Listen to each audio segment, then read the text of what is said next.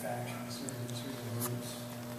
I don't know on the gay side. I mean, Disney films almost always get attacked as soon as they're released by either the religious fundamentalists who think that they're promoting either females being too strong or it's anti-family values, or they get attacked for various racial type of themes. And it's almost impossible to do a film nowadays without upsetting somebody if you have a storyline that's beyond, you know, the average everyday type stuff. So you have to create some sort of tension and plot, and that tends to get attacked by somebody. Lilo and Stitch, which was a fun film and also had some gay characters in it. Fleekley, and I don't remember what the other guy's name is, but they were they dressed in drag from the but that's not what got attacked. What got attacked was the Hawaiians were very upset by the cultural references in the film, and they felt that it made fun of them. So from the mainlander side, you look at it and you think, oh wow, look, they're finally drawing characters that look like real human beings. They're not all stick figures with perfect, beautiful faces. They look like real human beings. I thought that was kind of amazing, but when we went to Hawaii, to the new Aulani resort that Disney built, they don't have Lilo and Stitch there, and we asked why. The Hawaiians hate Lilo and Stitch. They actually tolerate Stitch, but they hate Lilo. Wow. So I do think Disney's always under the gun. That's my impression. Just, I don't know if you know this, but Dean Dubois is the creator, one of the creators of Mulan and Lilo and Stitch, and I met him.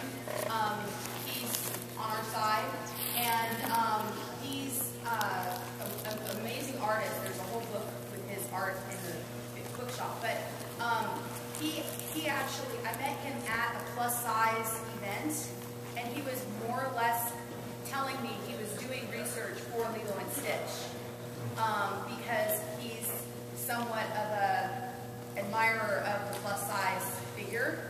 And so that was part of that whole process, and you know, he went back and said, you know, he did do Mulan, and you know, wanted to do more of the stronger, you know, female character, because that was one of my qualms with, you know, Disney stuff and Disney girls.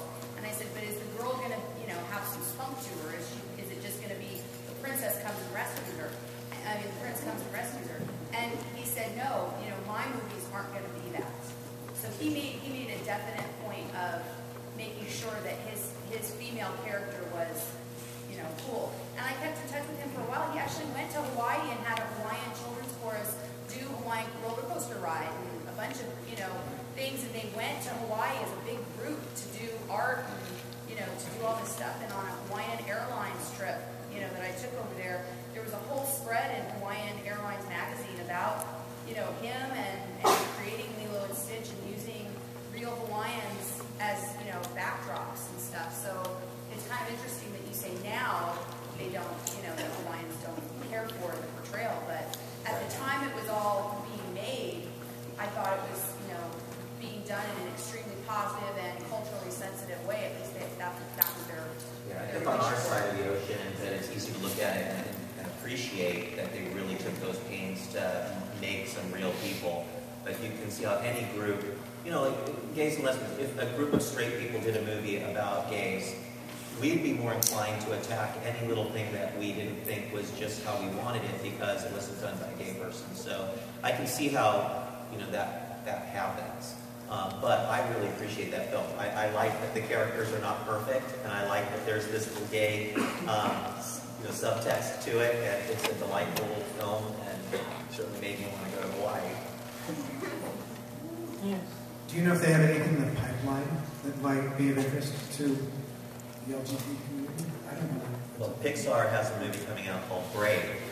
And if you've seen the trailers, they're trying to auction her off to, you know, the first male who can shoot the arrow into the target, and she puts on a cloak and she goes out there and she grabs the bow and arrow, and she not only shoots every single target right in the middle, but on the last one hits the previous arrow that the male suitor hit and splits it in half, and then pulls her hood off, and she's got this big mane of red hair, and she is the strongest Disney heroine I've ever seen, and it's just from the trailer, and it was a complete scene.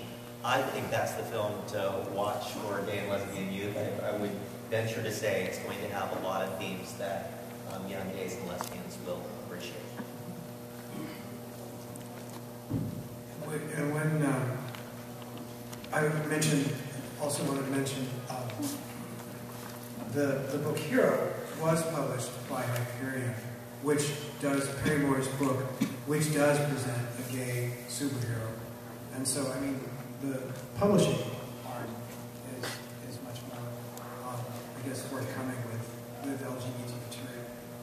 And I don't know what else they are doing or have in the works, but that one book, unfortunately, Perry is no longer with us.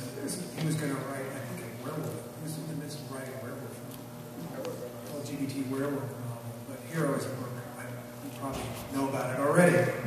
But that came from